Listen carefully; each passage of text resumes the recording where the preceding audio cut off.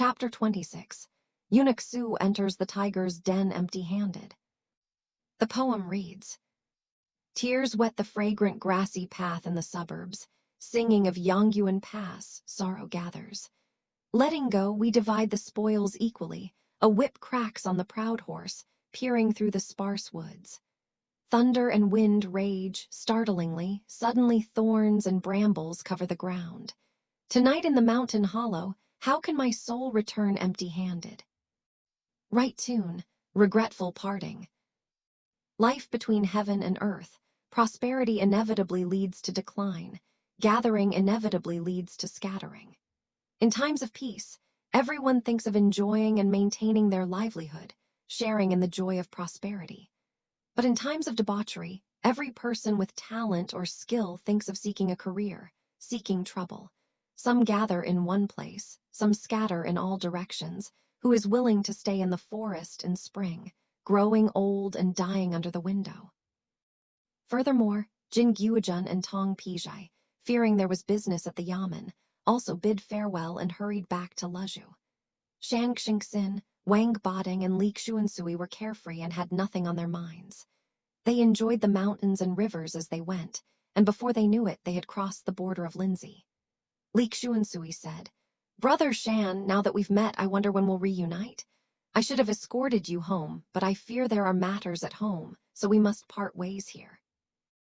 Wang Bading said, I too have been away from home for a long time. A good meeting is not far off. I will likely come to visit you again next year. Shang Xingxin was reluctant to part and said, If you, Brother Shan, are unwilling to come to my small estate, this is not the way to go. Let's find a place ahead, have a good drink, and then part ways. Bading and Xuansui said, That makes sense.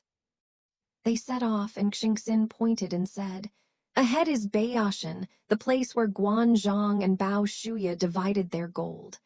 Although our friendship is not strong enough, our loyalty is more than enough. How about we have a quick 3 cups here? Bading and Xuansui agreed. Looking up, they saw the mountains and plains towered high, their peaks reaching the buildings. The green trees were dense, and the occasional roar of a tiger could be heard.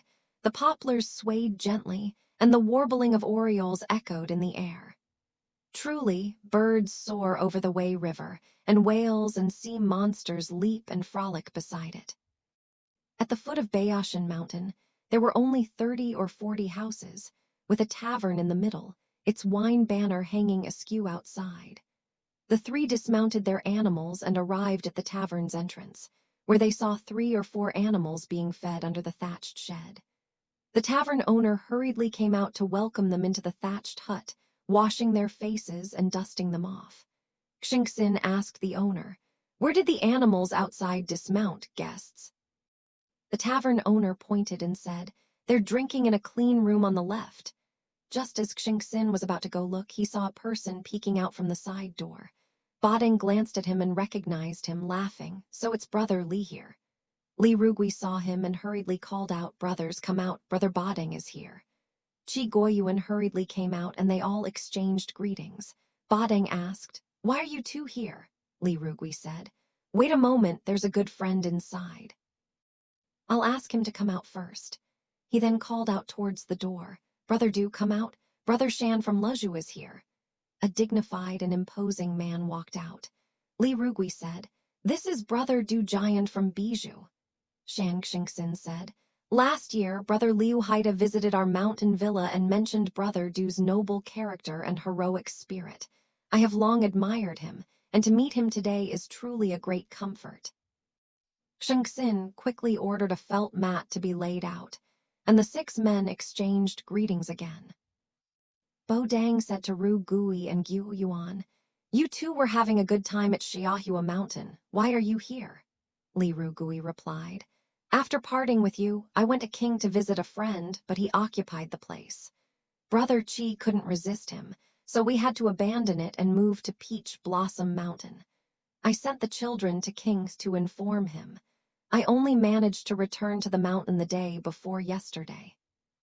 Brother Qi heard that Brother Shan had sent an order to invite friends to Shandong to celebrate Aunt Qin's birthday.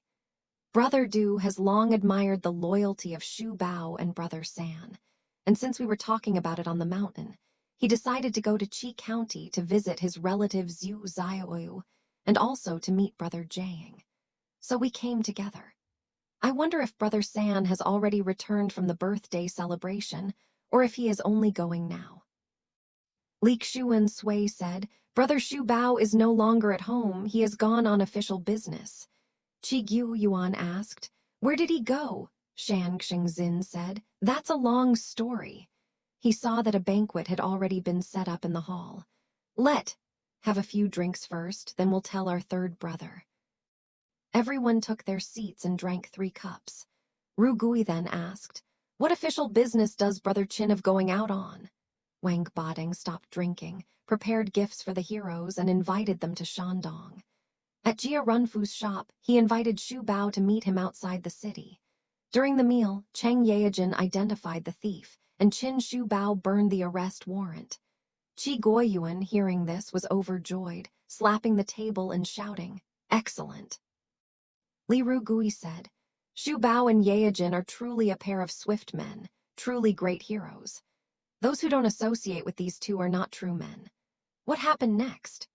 Wang Bading then told them that Li Xuansui had gone to see the chief steward to summon him, and that Chai Sicheng had gone to seek help from Governor Liu, embezzling many items, but fortunately, Tang Gong transferred 3,000 taels of gold to Shu Bao, allowing him to leave after the matter was settled.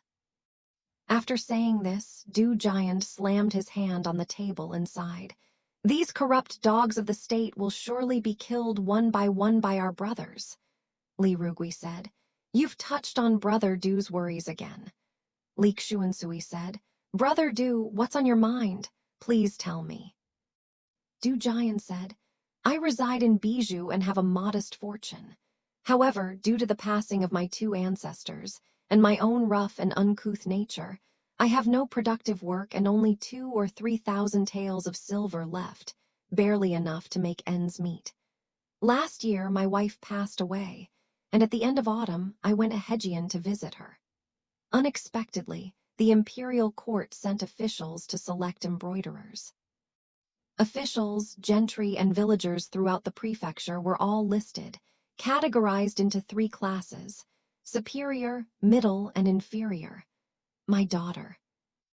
Xianyang is 13 years old, exceptionally beautiful and talented, fond of studying military strategy, and sometimes practices swordsmanship in her chambers, her movements as graceful as a dragon. She is my only daughter, the apple of my eye. Knowing she is unmarried, I listed her in the 1st class. My daughter, knowing this, immediately sold her property, entrusting someone to retrieve 100 or 200 taels of silver, hoping to be exempted. However, the prefectural magistrate and the eunuch stubbornly refused. Upon hearing this, my daughter, he sold his family property and gathered fugitives, even threatening to confront the state officials. Fortunately, his widowed sister-in-law and nephew stopped him, and his brother also rushed back upon hearing the news. It cost over 1,000 taels of silver to secure his release. Fearing capture later, he had no choice but to leave the state with his young daughter and widowed sister-in-law, temporarily staying with relatives of Zhang Shanxi in Jixiu. On the way, he met the 2 brothers Qi and Li, and they joined forces to travel together. Shan Xingxin said, Uncle Bao is no longer at home, and if you go, third brother, there will be no one to receive you. Why don't you come to my small estate and have a few days of drinking and relaxation? He then said to Bading and Xuansui, I originally intended to let you 2 go back, but since we have met you, please stay a few more days with them. Bading and Xuansui could not refuse again and had to agree. Qi Guoyuan said, we all have a great time going together. We'd like to get to know your residents so we can visit each other more often in the future. Li Rugui said, in that case, quickly bring us some food so we can get on our way to visit your residence. After the heroes finished their meal, Shan Xingxin sent someone to the counter to settle the accounts, and the cost of the wine that Qi Guoyuan and the other 2 had eaten earlier was also settled. The group left the shop, mounted their animals and spurred their horses onward. After traveling only a few miles, they saw an old man lying on a roadside stone, his arm bent, a blanket beside him. Du Giant recognized him. He thought it resembled his old servant, Du Chang. He jumped off the animals and looked closely. It was indeed Du Chang. Startled, he called out, "Du Chang, what are you doing here?" The old man rubbed his eyes, recognizing his master, and said, "Thank heavens for finding you. After you left, people from Bijou spread rumors that the officials were coming again to search for a suitable woman because they couldn't find one. Seeing that we were hiding, they sent people to search everywhere. The young lady sensed something was wrong, so she sent this old servant to come and urge you back." At that moment, all 5 men dismounted and stood by the roadside. Du Giant grasped Shang Xingxin's hand and said, "I am grateful for your kindness and for not disdaining my foolishness. I should have accompanied you all to your residence to pay my respects, but I am currently in a state of confusion and must return to check on my daughter's whereabouts before coming to pay my respects." Li Xuansui said, "We have just met, and you must part again. I am saddened by this." Shang Xingxin said, "This is my brother's important business, and I dare not insist that you stay. However, I have something to say. Although the Sui dynasty is ruled by a licentious emperor and cruel ministers, there are still many armies from all directions loyal to the emperor. We should suppress our anger for now and avoid their chaotic rule. If we cannot settle in Jixiu, you may bring your daughter to my estate to live with my daughter. There will be no other worries, even if you want him to go. That would also save you from having to worry about internal affairs." Qi Guoyuan said, "Don't even mention a few scoundrels at Brother Shan's place. Even if the Sui dynasty emperor himself came to his door, Brother Shan might not be willing to give it to him."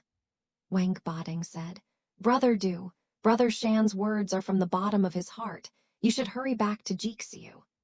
Xingxin then said to Bading and Xuansui, "We are brothers from all over the world. We have become like family since we first bowed to each other. I would like to trouble you 2 brothers to go to Jixiu with Brother Du. You 2 brothers are quick-witted and capable, unlike me who is rough. We brothers will only feel at ease after we see how things are going there." He then said to his men, "Bring me the rest of your travel expenses." The men hurriedly took it out from their waists and presented it. Xingxin took it and picked out a capable servant to give to him, saying, "Take this 50 taels of silver for your travel expenses. When the 3 of you go to Jixiu, find another place to stay. Do not stay at Master Du's residence. Find out if Miss Du's situation is all right or if there are any changes, and come back to report to me immediately." The servant agreed. Du Jian bid farewell to Xingxin, Guoyuan, and Rugui, and then mounted his horse with Badeng and Xuansui. Indeed, though not of the same surname, our bond is deep. To quarrel among family members is truly shameful. It is only because of our strong sense of righteousness that we do not stoop to worldly ambitions. After the 3 men left, Xingxin said to Guoyuan and Rugui, "You 2 brothers, it's nothing urgent, come and visit me." Li Rugui said, "We can't bear to leave these children in the mountains. Let's all go our separate ways and meet again." Hearing this, Xingxin took his leave and rode off towards Lezhou. Qi Guoyuan on horseback said to Li Rugui, "We just arrived with Brother Du, but Brother Shan sent the 2 of them along. Are we just roughnecks, incapable of doing anything?" Li Rugui replied, "I've been thinking about this too. Perhaps we too will come up with a clever plan. Let's hurry back to the stronghold and go to Jixiu to inquire about Brother Du's daughter. Perhaps the 3 of them can't do it, but the 2 of us can. When Brother Shan finds out, he'll see that Qi Guoyuan and Li Rugui aren't just murderers and arsonists. They're actually useful." The 2 discussed their plan on the road and rode back to the stronghold that night. After making arrangements, they took 2 or 3 henchmen and took a shortcut to Jixiu. It turned out that Miss Du, seeing the situation was unfavorable, and after Du Cheng left 2 days later, disguised herself as a man and sneaked out of Jixiu with her aunt and brother. They happened to run into her father on the road. Giant was overjoyed.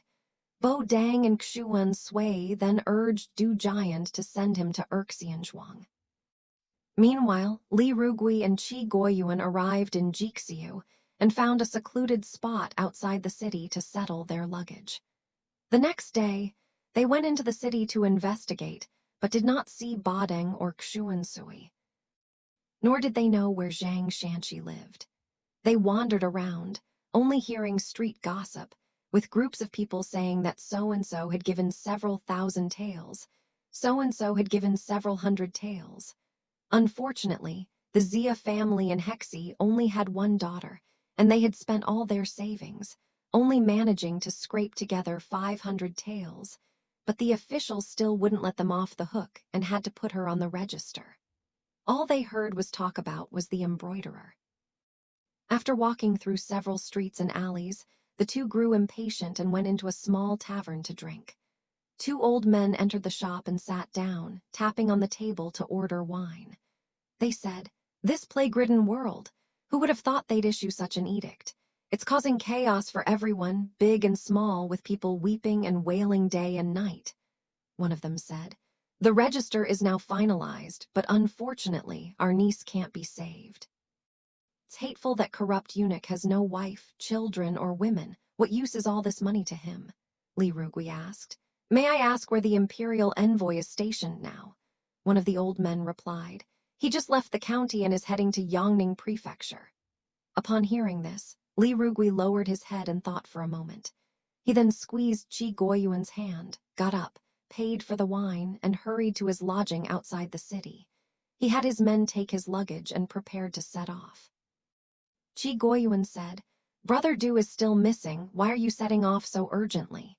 Li Rugui replied, "Brother Du is nowhere to be found, but I have a great business opportunity and I'll go with you." He then whispered in Qi Guoyuan's ear, "You must proceed as follows. Isn't this a good deal? You take the children and take the small path west of the mountains through Ningxiang County to Shilu.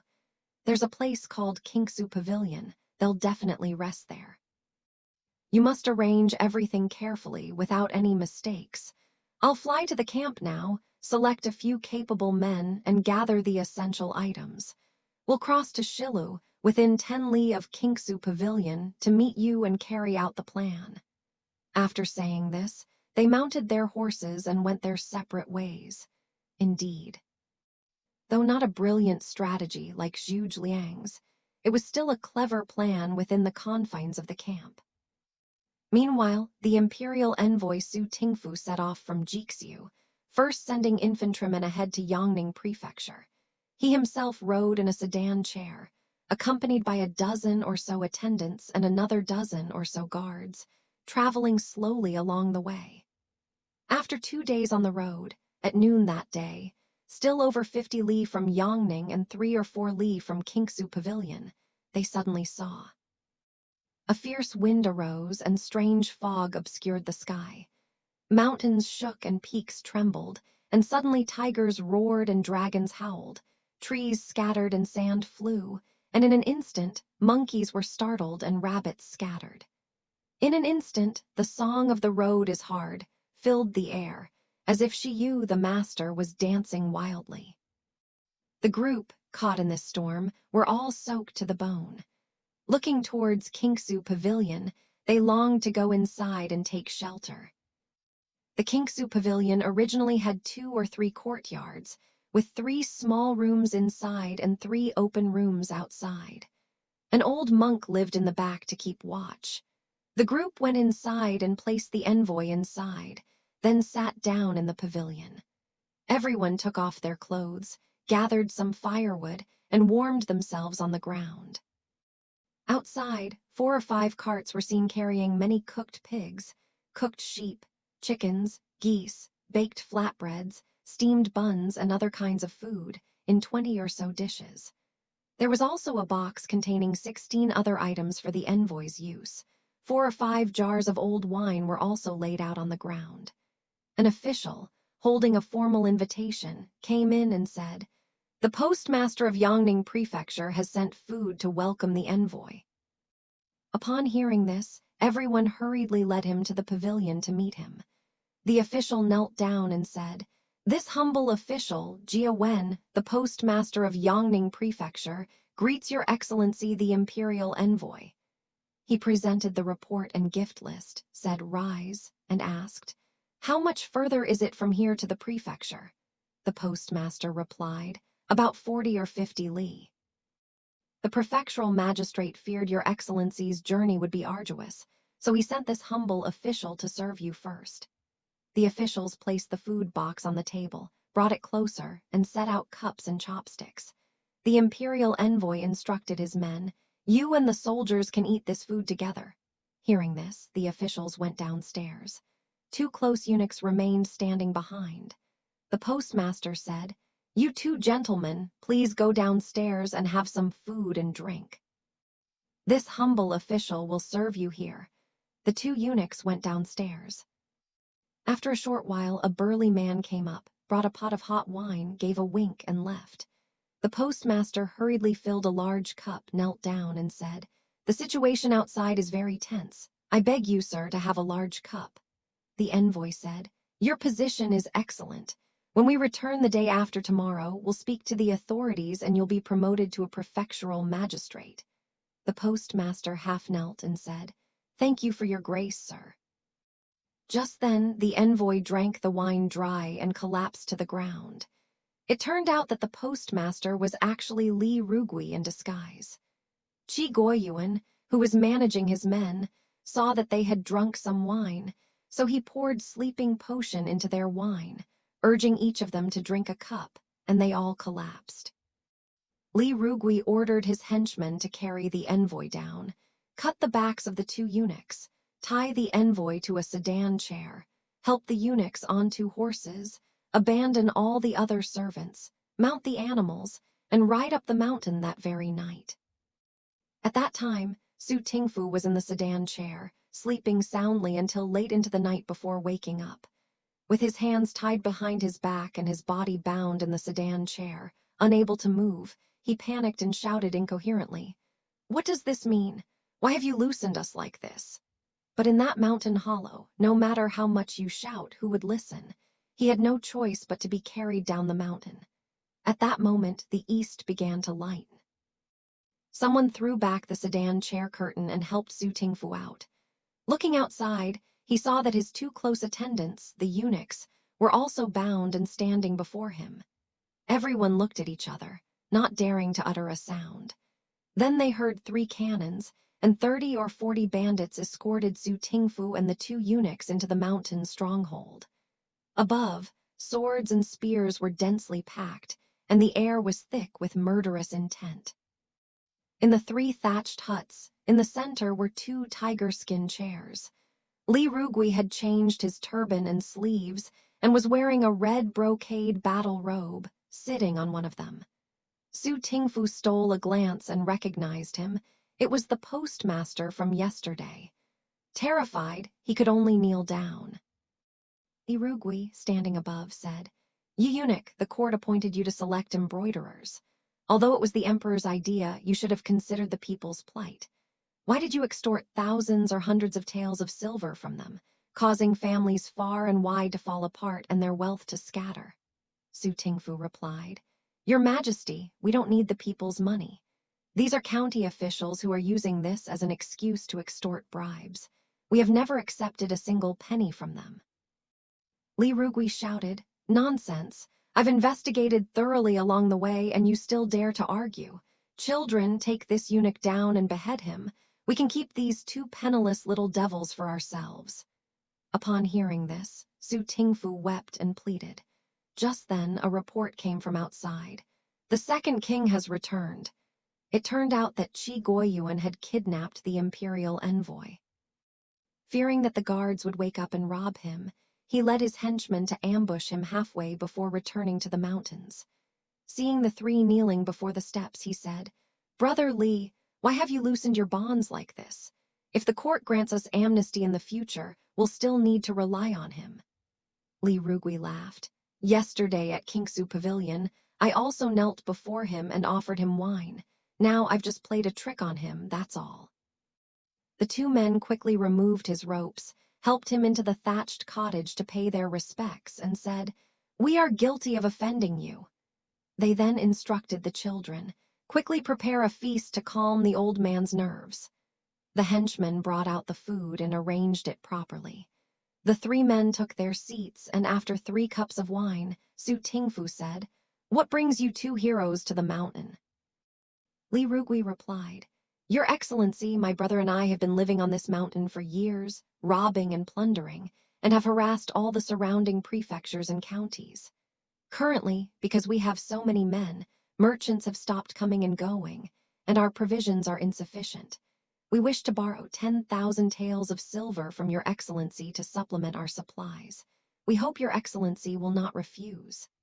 Su Tingfu said, "We were sent on a mission to the capital, so." Even if a merchant carries gold and silver with him, the local officials he passes through will only offer him a few respectable gifts. How can he possibly save 100% to offer as tribute? Chi Guoyuan said, his eyes widening.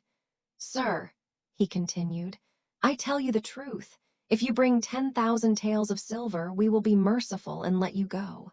But if you say you have none, don't even think about keeping your head." With that, he drew a gleaming sword from his waist and placed it on the table. Li Rugui said, "Sir, don't be so frightened. Go outside and discuss this privately with the 2 esteemed officials." Su Tingfu rose and went to the platform with the 2 eunuchs. One of them was weeping and unable to utter a word. The older one said, "Crying is useless now. The robbers only want silver. If the old man is willing to give them some, the 3 of us can go back safely. If things don't go our way, not only will we lose our heads, but even our bones will be left unattended. These people kill without hesitation. What do they care about the 3 of us?"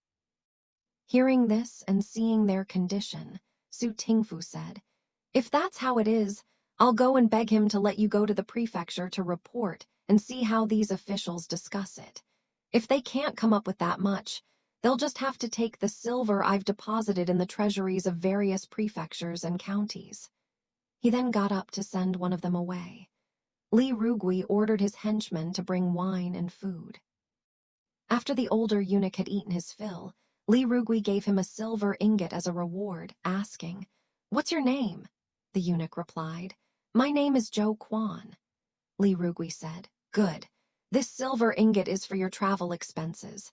You have 5 days to bring the silver to redeem your master. If you don't come within 5 days, neither you nor your servant will live."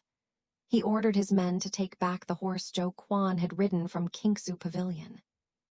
He then had 2 henchmen escort him down the mountain. Su Tingfu locked the younger eunuch in a small room, treating him to good wine and meat.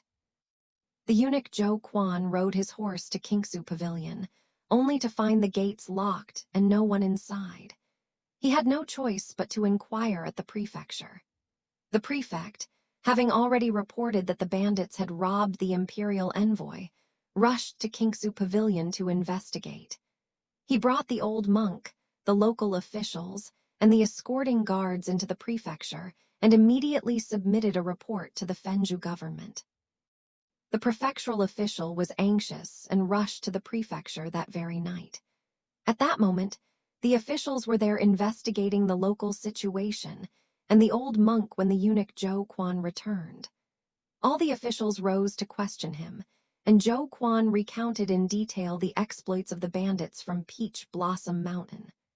Upon hearing this, the officials were all dumbfounded, and they bylaid the monk out of the area, deciding to discuss the matter further.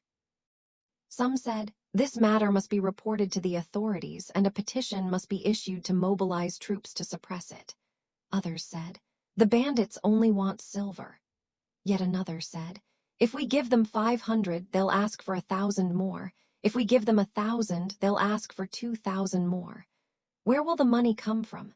Perhaps we should delay for a few more days. When they see we're not giving them the silver, what use will they have for these 2 men? They'll naturally let them down the mountain." The official of Fenju Prefecture said, "It's not like that. These imperial envoys and eunuchs are mostly favored officials of the court. If they make any mistakes in our area, they will not only be dismissed and punished, but they will also lose their lives and property. It's not just a matter of demotion and salary reduction. Perhaps we should temporarily transfer 1 or 2,000 taels from the treasury to send to them, redeem the imperial envoys, and then smooth things over before dealing with this matter. Everyone took out 2,000 taels from the treasury, had someone carry it, and went to the mountain with Zhou Quan. Qi Guoyuan and Li Rugui, however, refused. Su Tingfu had no choice but to give them another 3,000 taels of his own money and plead with them repeatedly before they finally let them down the mountain. From then on, wherever Su Tingfu went, he became increasingly pretentious, demanding silver from locals and going to great lengths to select many embroiderers before setting off. It's clear that there are always righteous bandits in the world. Indeed. They said the land was full of fierce tigers, but who knew this place would produce greedy wolves?